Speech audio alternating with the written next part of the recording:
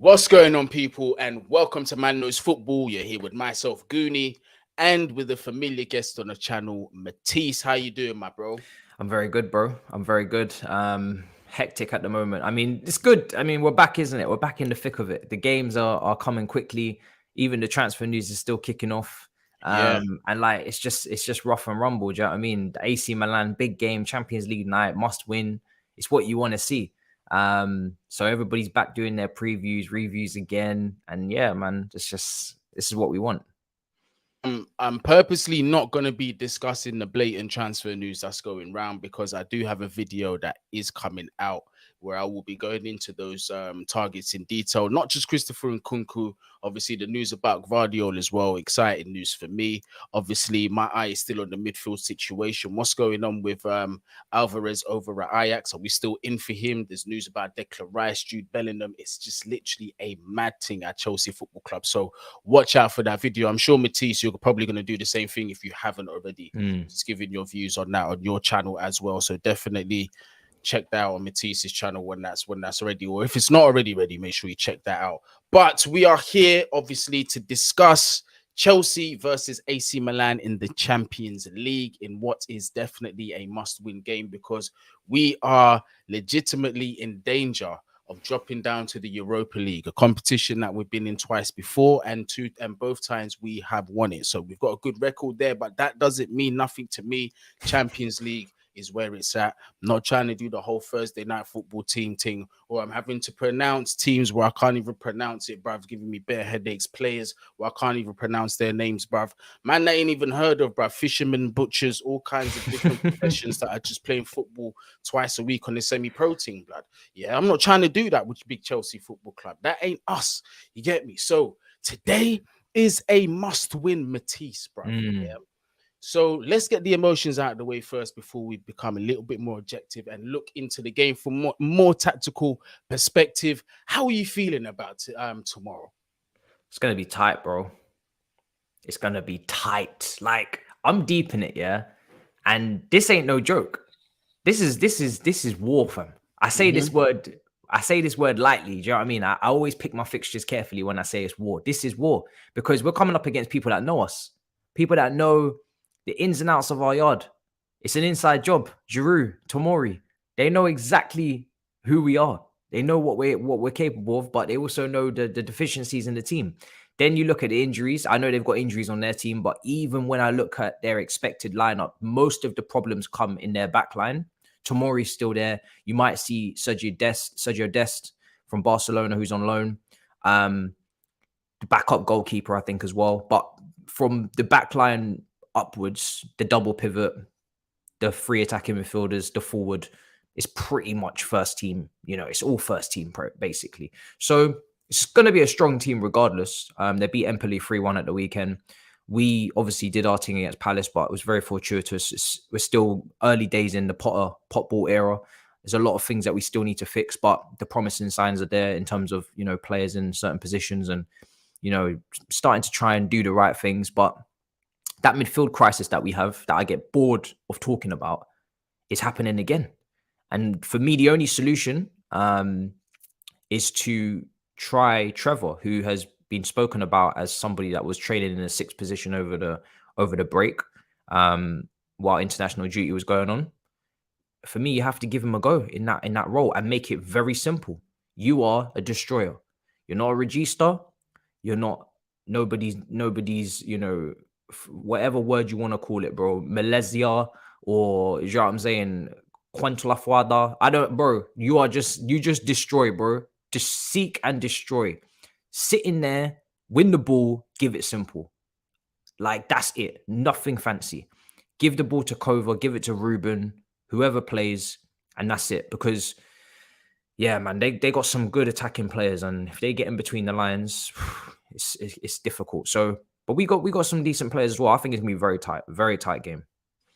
Absolutely. And AC Milan, I know they lost the other day to Napoli, but their form before then is just been disgusting. Like they've just been in supreme form. They've got very informed players. One that we're starting to know a bit more, Rafael Leao, player that's been linked with Chelsea. It's looking possible that he could be joining the club at some stage. The way Todd Bowley's moving, he is being persistent, not giving up on the player. So let's see what happens there. Also, as well, you've got your Sandro Tonali's as well, who's very capable of dictating the game.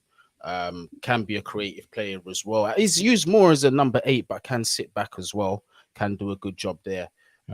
He's a player that I do like. Salamakers as well. There's several players. Oli Giroud, like you said. Wait, it's not going. There's a lot of injuries though. I think Salamaka is injured. I think he's injured. Yeah, I think so. Yeah, so they have who is it that scored at the weekend as well against Empoli? I believe it was Rabic. I think he scored. Rebic, sorry, he scored. On the break. All their goals came in the last 10 minutes. Like, it was 0-0 for so long in that game, and then bang, last 10 minutes, all the goals start flowing and it ends 3-1. But Rafael Leao, clearly, obviously, the danger again, goal and an assist. Reece James has to lock him up. He has to do what he did to Zaha and send him to the other flank. I think Cucurella is back. Mendy's back. But for me, I would probably actually stick with Kepa. I think Kepa deserves to play. He played well against Palace. So I would keep him in there. It's going to be a very interesting lineup. I don't know what formation he's going to play. He's played 2 different formations already in the first 2 games, Salzburg and Palace. So I don't know what to expect from him. But yeah, we definitely have to be careful. And I see Joseph's mentioned Zakaria, but he doesn't look ready to start. He doesn't. You know, from what I gather on international duty, he made a couple cameos, but he looked a bit rough around the edges. I don't hear about him in the pre-match talk. I've heard about Trevor Chalobah playing in the 6. I haven't heard about Zakaria at all, and that tells me that he's not quite ready, you know, whether that's training or whatever, match fitness. He doesn't sound like as if he's going to be a massive part of things in the short-term future. I mean, in our Champions League group, AC Milan, obviously they're flying high, sitting at the top of the group. Like I said, it's gonna be a must win today, man. But in the few games that you've seen of Graham Potter, I know it's not the biggest sample size to really make a judgment, but have you seen things that have encouraged you in terms of going forward, in terms of style of play? I like where Kai is. First 2 games, he's played in this, I wouldn't call it a free role, but there's not many free roles left in football, but he's playing in a role where he surely has to go up a gear. You know, he's getting much more touches on the ball. He's in a more creative position where he's expected to find that pass, expected to link up the play. And he's not on the last line of attack. Even against Palace, I could see him drifting in between this right half space that Mount used to play on the Tuchel and Sterling and Aubameyang, where you're off the ball runners kind of to find. They did at one point find Sterling shot straight at the goalkeeper, unfortunately, but he looks like as if he's being looked at as that 10, that creative outlet in the team.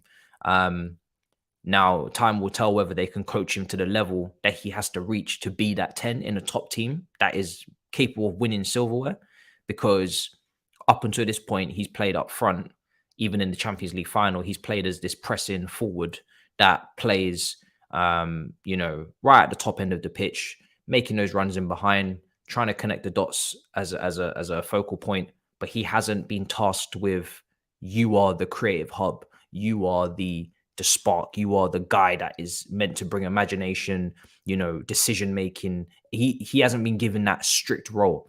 Not saying that he's primarily like the only person that should be doing that in the team, but he's definitely now clearly a big part of that in terms of chance creation. And I'm just interested in seeing his development. I think whenever you talk about improvement in a Chelsea team right now, Kai Havertz has to be a massive part of that, because we haven't seen the potential of this kid at all. We haven't seen the ceiling. I can't even really pull together too many games where I'm like, masterclass. Maybe Liverpool, or maybe, you know, a couple big games. Like, but there's not enough games where you could say Kai Havertz was just ridiculous. He's had some good games and he's had a couple great games, but he hasn't had enough great games. He needs to have much more. I don't even mind at this point him being inconsistent. I just want to see more games where I'm like, that was Kai Havertz. Similar to how we saw Foden at the weekend. Foden's not consistent. Foden sometimes is inconsistent over the last couple of years. But you can definitely look on some games at Anfield, Manchester Derby, you know, certain games for Phil Foden, you're like, raw, what a game. I need that from Kai. My thing is with Kaido, right, is you see when you get him playing like two-touch football and you ask him to move into space, I think that's where he thrives because on the ball, isolating players one-on-one, bruv, he loses the ball too often for me, bruv. Sometimes his touch lets him down, sometimes it's majestic, but he's very inconsistent in terms of that respect. His hold-up play at times is good. He does, you know, roam the channels pretty well. I think he understands the role, but for me, it's the little technical things that do tend to let him down. Now, you see, I wasn't going to talk too much about the signings coming in, but I think a player like Nkunku sort of helps him because it does relieve the pressure of the expectations of him to do, you know, certain roles that he's not good at. For example, beating a player one-on-one on a consistent basis, the way that Nkunku can do.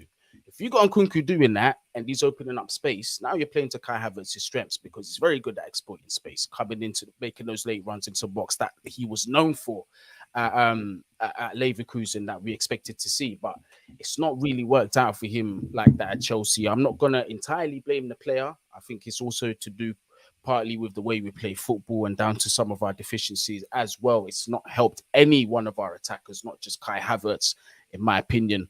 But we definitely need to see more from him. I do agree Graham Potter is playing him in a position that I think can only be positive for him. It is like playing towards his strengths a lot more, giving him that free role. But he's got to be, you know, he's been rewarded. He's got to deliver as well. He's got to give something back to the team and to the manager 100%. But I'm strangely confident about tomorrow, you know. I'm not going to lie, Matisse, bruv. I reckon that it can be done because, listen, Premier League aside, Champions League, different sort of competition. I know we're in the group stages at the minute, but ultimately it is a knockout competition, something that we have been consistent in over the past few years. We've won the competition in very recent memory as well. So we have been under the cosh several times and we have come through with flying colors. You know, so this isn't a first time, especially in recent history as well, that some of our players have been put under this situation. We are at Stamford Bridge. We do have, although we might struggle in terms of the midfield numbers, and that is a problem. We did see some positives over the weekend. We weren't great. I'll say that. I'll be the first to say it. We weren't great against Crystal Palace. We did get lucky with some of the decisions that perhaps helped us win the game, but from an attacking perspective, Aubameyang took his goals very well. I thought he gave quite a good number 9 performance, to be honest with you. I thought he was absolutely everywhere. Dropped deep, made himself available as the extra option to the midfield at times. Also, not really sacrificing that space up top. When he's dropping back, he's still getting back into the goal scoring positions as well. I liked what I was seeing from Aubameyang, obviously operating the flanks well as well, really pulling out their defenders. So positive things that I've seen from several of our players, man. Raheem Sterling didn't really cover himself in glory, but like more times out of 10, I've seen more positive things from him. And quite rightly, like you said, AC Milan's issues can be from a defensive standpoint, 100%. And I think that we've got the ability to exploit that. It just depends on how AC Milan are going to come into this game. Are they going to sit back and just try and counter us? We might struggle that way. You know, the low blocks have been our Achilles heel over the past few seasons. But new manager Graham Potter, let's see what he can do to sort of remedy that situation if he can. But where do you think they can get got in this game, bruv? Like, where do you primarily see their weaknesses? Where should we be focusing our strengths on? I don't know much about this backup goalkeeper, but you got to test him. You got to take shots. You know, just too often Chelsea don't take enough shots. It's like we're allergic to shooting, or we just want to make the perfect goal. I want to see what this goalkeeper is capable of. First 10, 15 minutes, let's get a couple shots in and let's just see. Because if the nerves are there, big game for him. You know, as a goalkeeper, you know, I don't know how long that their first choice is expected to be out, but big game, you know, under the lights, Stamford Bridge, Champions League, away from home. Let's see if we can cause some pressure. The fans should be up for it as well. It's a late game. Hopefully we can just put some nerves into him and we might be able to push a mistake, chase up any loose balls if those saves are you know, not completely assured as they need to be. We need to be better at that. You know, we need to be better at getting goals out of situations where it's just about following the ball up or just giving that extra bit of desire, being in the right place at the right time. You know, make sure you connect with the ball properly when there's cutbacks. None of this scuffing at the ball. Look at the cutbacks at the weekend that we saw. You know, look at the goals that we saw in both the big games. Just try to be a little bit more ruthless, because there's always an excuse. You know, I know you spoke about the midfield and obviously the deficiencies there, and there's a whole heap of issues there. But even in the forward line, Mason Mount down the right hand side cuts it back. Kai Havertz takes an extra touch, then loses the opportunity to score. That's nothing to do with the midfield. That's down to Kai Havertz not being ruthless enough. I just want to see this team be a little bit more ruthless in front of goal, a little bit more confident, and just take the shots. If they go well wide, well, then we know what the next issue is. You might need to do shooting drills, but it's hard for me to even say you need to do shooting drills when you don't even take enough shots. Do you know what I'm saying? You don't take enough shots. So yeah, we need to take a lot more shots. I want to see what the goalkeeper's on. And then I want to see the next thing is their fullbacks, because Dest, you know, a lot of people say defensively he can be got at. So I would like to see what Sterling has for him on that left-hand side. I think that would be brilliant to see Sterling back to his best again, because like you said, he's been brilliant pretty much all of the season, you know, and he's for me still our best attacker. When he's at his best, no one's coming close to Sterling right now. So I think if Sterling can go down that left-hand side and go up against Dest, the second choice. I think he's on loan from Barcelona. They got an injury at right back. That would be great to see. So yeah, no Theo Hernandez as well. So that's the other side. So there's quite a few options. And I think we just need to get out in those wide spaces and try and take advantage of the fact that the first choices are missing and see if we can cause some aggro. Someone made, yeah, there it is. Am I the only one in favor of Gallagher starting over Mount? We're going to talk about personnel and lineup shapes, formation shapes in a minute. But you see, I can understand why people will be feeling, you know, don't add Mason to this lineup. His form's been terrible, right? I completely agree with that. I've been one that has been criticizing Mason's form a little bit recently. But I'll say this, though. You see Mason Mount in big games, right? He can turn up. It is which Mace turns up is the risk. Are you going to take it? Because he can turn up in big games. He can put in a man of the match performance, or he might just, you know, it's hot and cold with Mace, man. So for me, I'm a bit undecided. But just based on, you know, the risk factor, if it's between Conor Gallagher and Mason Mount, I'm going to have to still start with Mace. Although Gallagher did score that goal over the weekend, obviously it was a wonder goal. He did come on late as a substitute, didn't really get to see enough of his involvement in the game before that goal, for being completely honest. So I would give Mace the nod over Conor Gallagher. But Matisse, did you go with the back four or revert to the back five in this game? Just on that Mace one as well, I think Kai Havertz is a doubt from what I gather in the team update. So is it between Gallagher and Mason, or is it between Loftus-Cheek and Mason? I have to ask, because I think in a deeper midfield role, when if you play a three, which is what I personally would go with, I'd go back to the Salzburg team. If you're going to play Silva, I think back three again, and try and be a bit more assured there as opposed to the four. And then I like the midfield three that we played against Salzburg. It was Mason, it was Cover, and it was as Jorginho. But now, for me personally, I would like to once again give Mace that kick up the arse, and I would throw Ruben into there, because I think this game will be a little bit more back and forth. I hope so anyway. And we tend to do really well under those circumstances when there's a little bit more back and forth. When the team is just a higher quality team, then we tend to have a bit more space to operate, and it's a little bit more, you know, they have it, we have it, they have it. And I think Ruben, under those circumstances, in that 8 role, with his physicality and his dribbling and all of that, I think he can help us progress up the pitch quickly in those transitions. And then the rest of the midfield would be Cover and Trevor as that 6. And I think I'd like to see Gallagher given that chance to just build on the confidence with the goal, and he, you know, he'll take his shots. I'm hoping he's going to keep shooting, because that was a wonderful finish. So when I talk about trying to get shots off and testing the goalkeeper, if he's playing further up the field, he's not my ideal 10, you know, nothing close to it, because he shoots, that's great. He definitely counter presses, great. But from a creativity standpoint, if it was a low block, I would be concerned. But because I feel like the game will be a bit more back and forth, I think he might get some space, and then hopefully he can take those shots and he can score again. So I think he deserves that.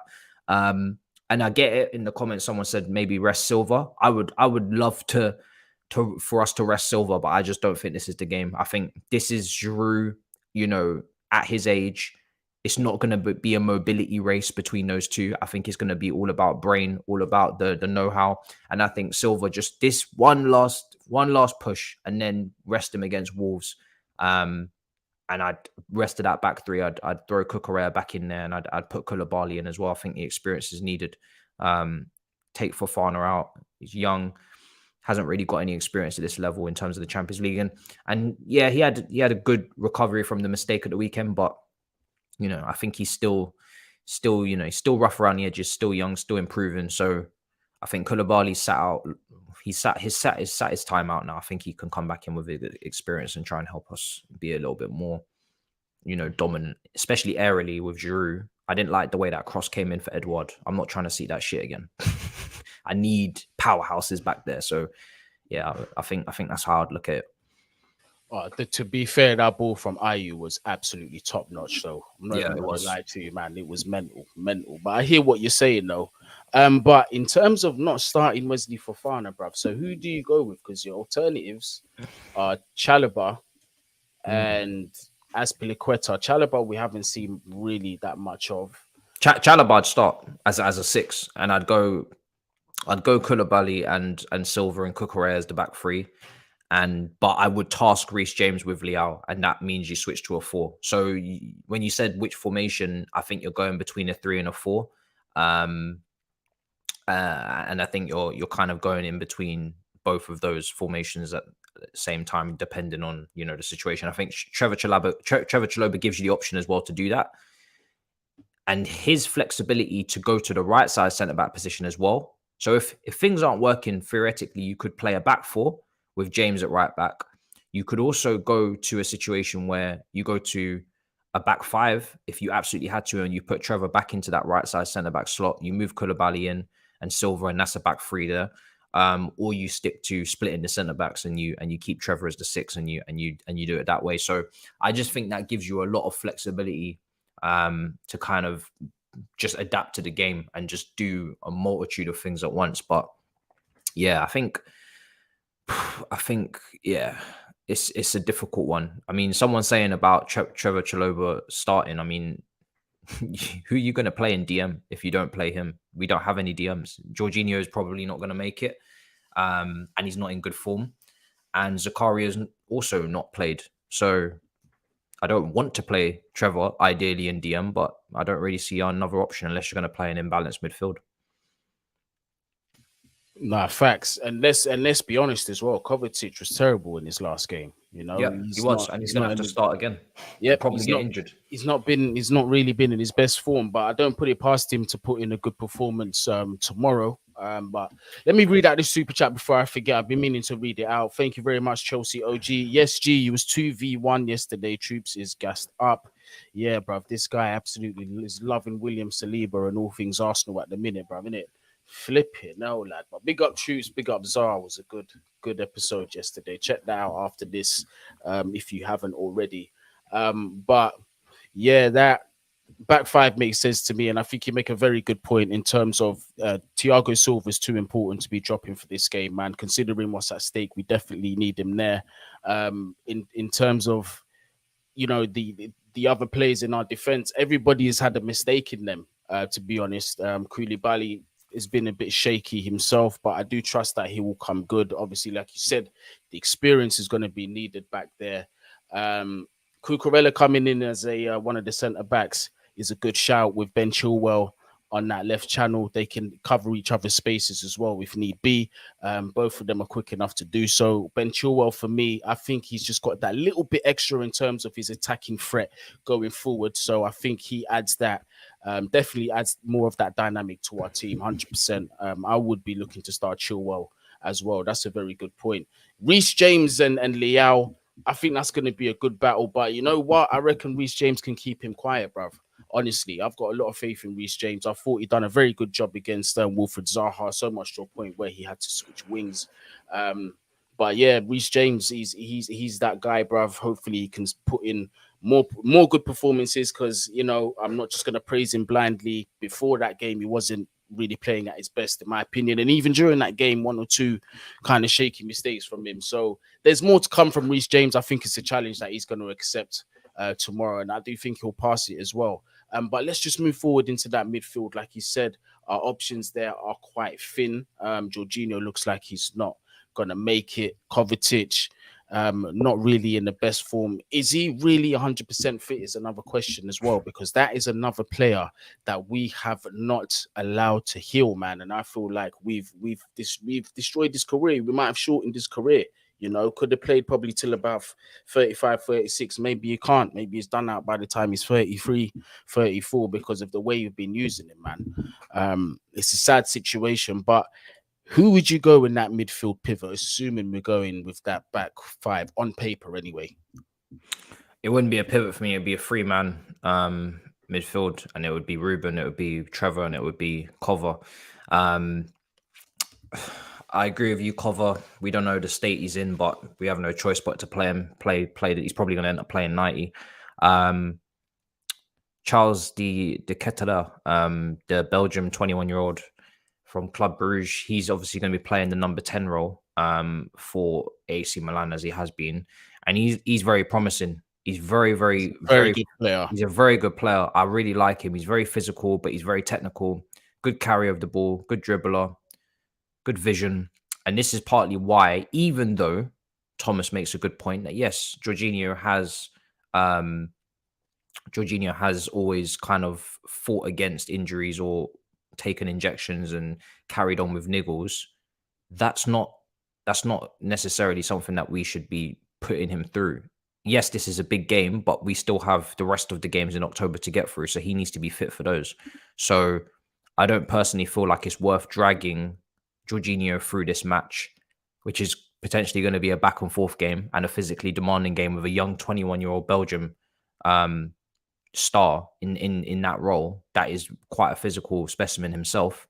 And then he's probably not even fit anyway. So personally, I'm not trying to see it. Yes, you know, people are saying the midfield has never been seen before, but newsflash, we have an injury crisis. So what do you expect? You're not going to get a normal midfield. So it's as simple as that. You know what I mean? I don't know what he's going to do, but that's personally how I'd like to see it at this current moment. But regardless of what we do, bro, it's going to be long in midfield. It is, because whether it's players that have never played there or players that have never played together, or there's no existing chemistry, or people are out of position, or whatever it is, it's not normal, and it's not something that we want to handle.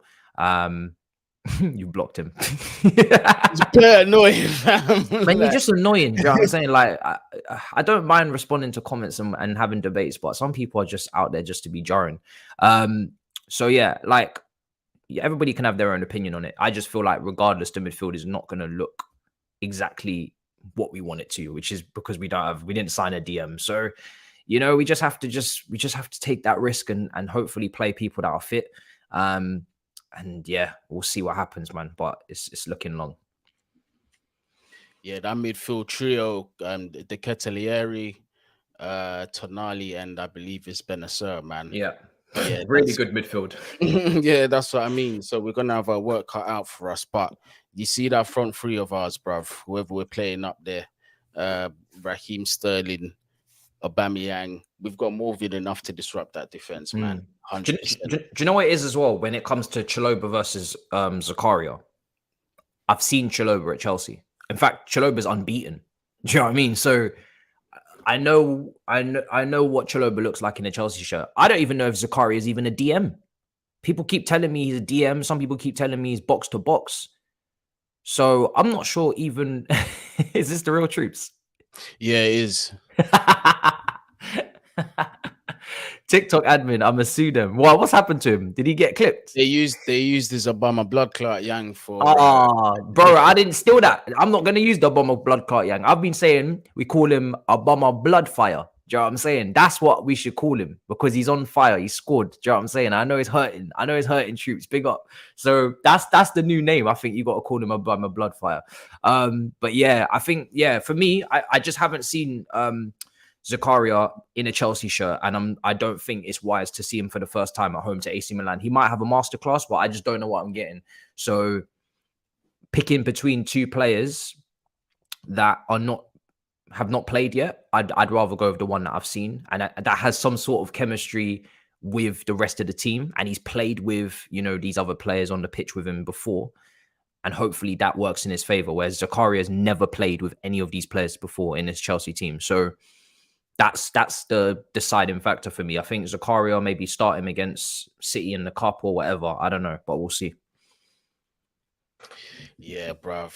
It's a tricky day in the office tomorrow. I'm not gonna lie, but I do have a feeling we're gonna get the job done, man. But in terms of score predictions, what are you thinking? I know it's a bit of a stab in the dark, but what are you thinking for score predictions? I went 2-1 Chelsea. I do think we'll concede. Yeah. I have to be positive in it. We have to win. Troops saying 1-1. Listen, Troops, this is not your competition. This is on a Wednesday night. Yeah.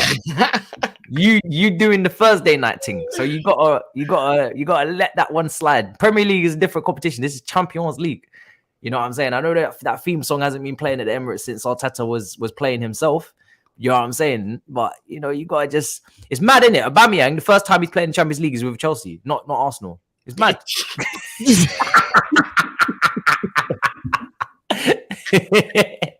You know what I'm saying? Hey, he got you there, bruv. Man's finally going to get to hear the song, fam. You heard the song. How long was he at Arsenal for? He was at Arsenal for all them years. I don't know, man. Felt like a decade. Do you know what I'm saying?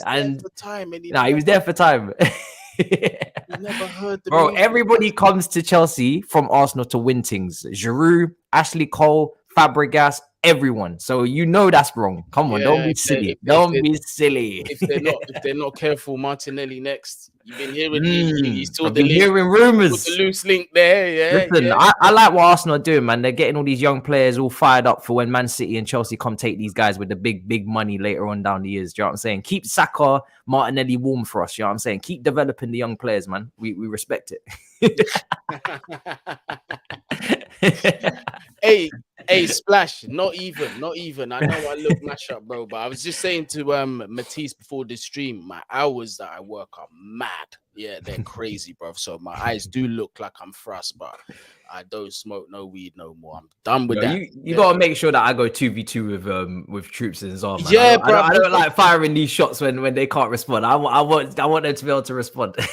Yeah, we got to make it happen. We got to make it happen, bruv. 100% Troops. Make that happen. Put 2-on-2, bruv. Make it fair, fam. Yeah.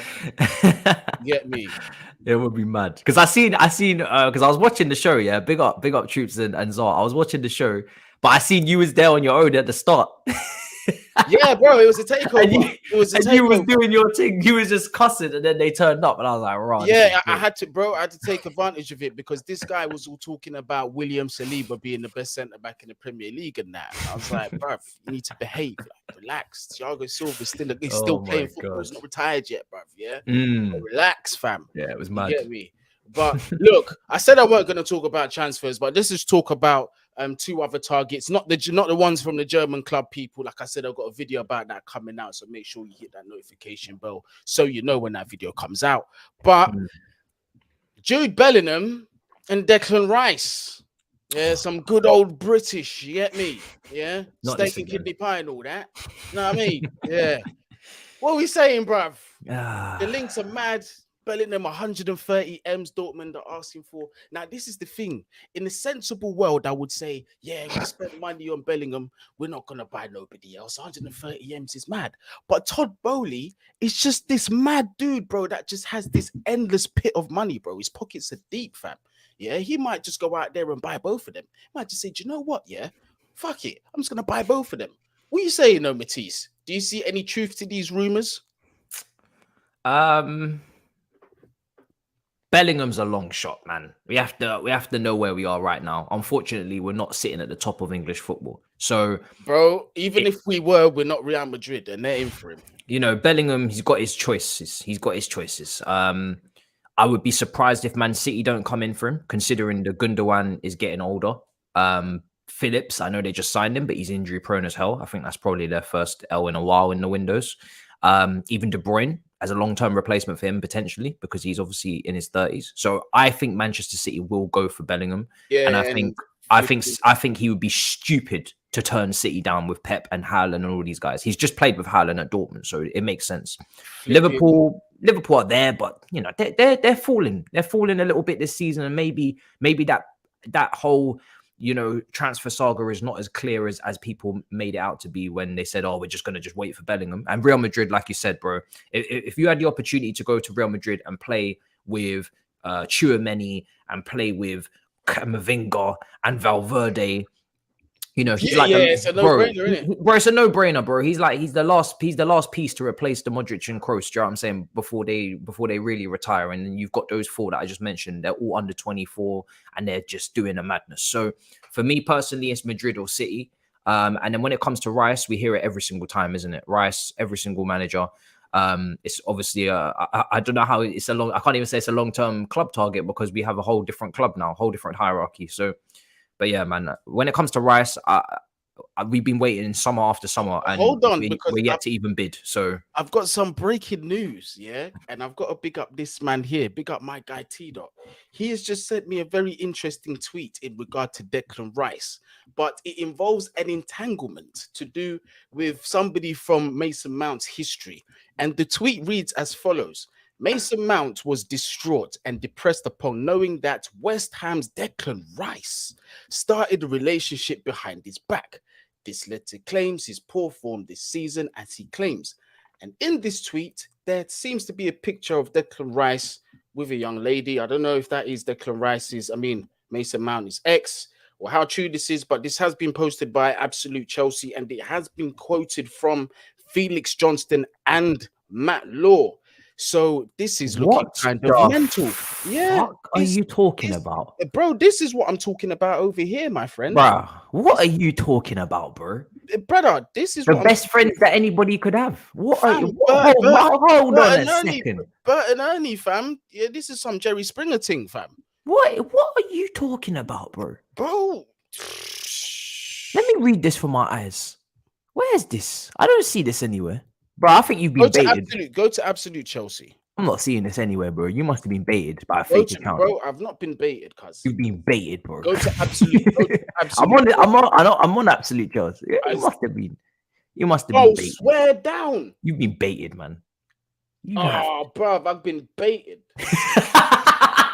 T-Dot baited me, cuz. I fucking knew it. Hey.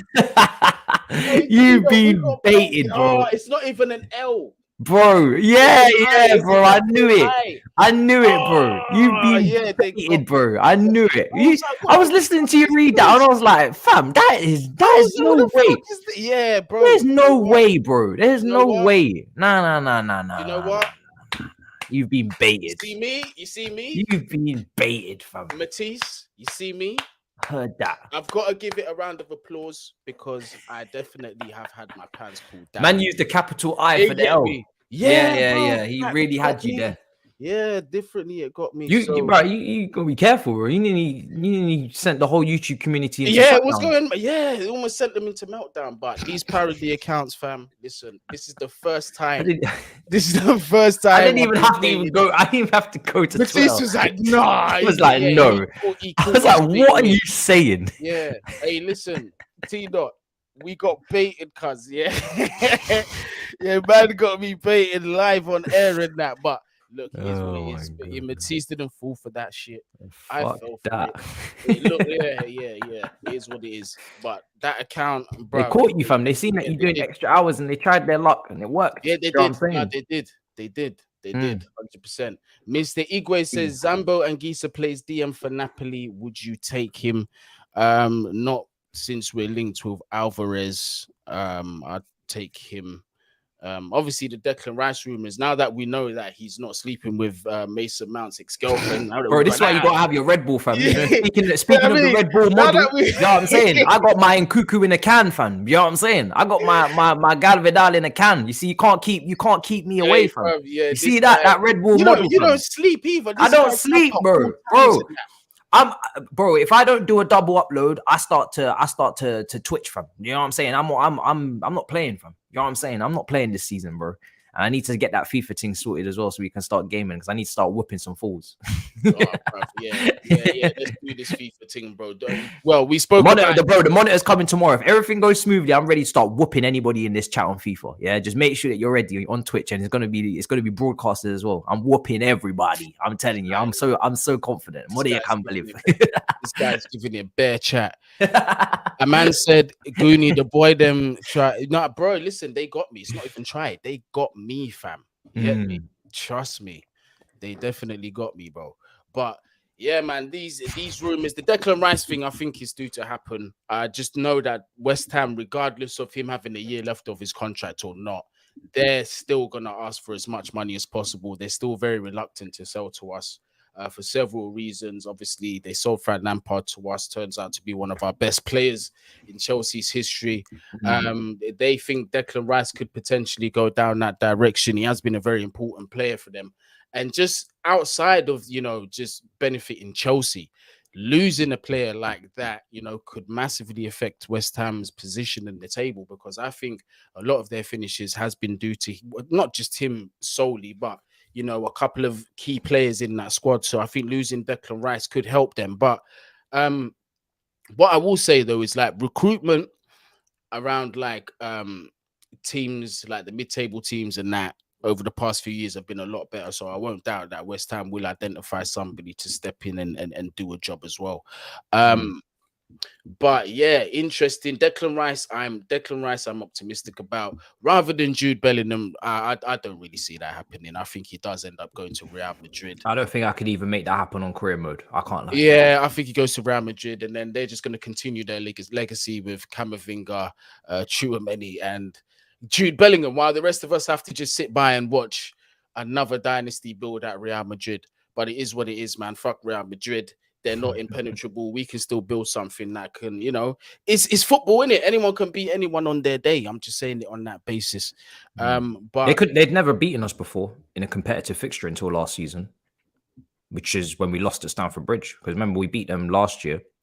The season before, sorry, we beat them. And then we beat them in the Super Cup way back when in the 90s as well. They hadn't been beating us up until last season when Mendy made that howler. So yeah, man, you know what I'm saying? We can still compete. We can still compete. I think when it comes to the league and Haaland and 14 goals already, and it's the 4th of October, I think it will be a while before any of us see a Premier League title. I can't lie. While he's in the country, thankfully he has a release clause. And we are building in the right direction though. Yeah, in terms of, I think we're building for when he leaves, because while he's here, it's long. But when he leaves, and Pep hopefully leaves as well with him, then hopefully we can have conversations again. Every dynasty has to end at some point. I don't know when Man City's is going to end, but at some point it has to end, because that's just the way football is. Yeah, I think everyone that's not a Man City fan just wants to see Pep Guardiola out of Manchester City like ASAP, and now Erling Haaland, bruv.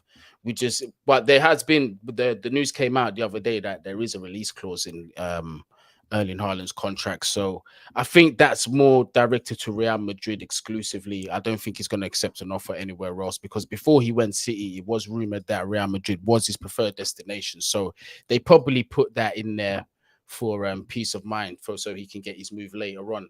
It was just down to his injuries why Real Madrid, I heard, pulled out of that deal. But looks like they've made a huge mistake. But smart to still make sure that the player put in a release clause so he can join the club sooner rather than later. But yeah, Real Madrid, please hurry up because it's not looking good. The man's got 3 hat-tricks in 8 games, which is a mad thing, bro. An absolute mad thing. But listen, it is what it is. Matisse, what have you got coming up on your channel, or what have you already got up on your channel, bro? Yeah, I think my preview for this game will come out after the Champions League games are over. So probably around 10:30. Tomorrow, obviously the review. I'm praying to the Lords that I can get my FIFA career mode started on YouTube tomorrow. If not tomorrow, then on Thursday. And same for Twitch. You know, I'm hoping to do FIFA streams on Twitch in the coming days. Monitors coming tomorrow, so that's what the big showdown for that, because you know, all technology, capture cards and things, it's all long, bro. It's starting to get very technical, isn't it? It's long. Yeah, exactly. Yeah. But that's gonna be good. That's a series I'm definitely gonna watch out for. Probably come on there and show you how it's done on FIFA as well. What difficulty you play on? Because right now, world class. Oh shit, you're fucked. Yeah. Right now, because I started the game in it. Right now, world class. But I haven't played legendary. I haven't played PS5 or FIFA. I literally just bought this for this purpose because I don't play games. I play real life. So the only reason I could get this and convince everybody in my household that I needed this expense was that I would make money from it by gaming and being part of my job. And I ain't played FIFA since probably like FIFA 17, 18. And you know, the first game they do like a tutorial. They pick your ability based on how you perform in the first friendly. It's weird. They put me at professional. I was insulted. So I came back, beat world class, and now they put you at professional. Yeah, I was insulted. So I went back on I beat them 4-1 on professional, but they put me at professional. So I beat them on world class. And then now legendary, it started to get competitive. So that's where I'm going to rank myself. Yeah, I'm going to have to put in some extra hours on this FIFA thing and just to legendary real quick, fam, because I can't just go there and hold like a 4 or 5 mil slapping. That is long, bro. But people, big up yourselves to everyone that joined in. Oh yeah, before I go, Todd Miller, thank you for the super chat. Will Matisse be discussing Rice Mount love triangle? As Joseph has said, I know he's trolling. You see, the thing is, I know Todd Miller better than that. And I know he's trolling the thing. But those that don't know might be taking it serious. I did literally have my pants pulled down, cheeks out, Van Dyke style, by a fake account. Yes, I did. It proper got me. So make sure you go back and check that out. And fair play to them.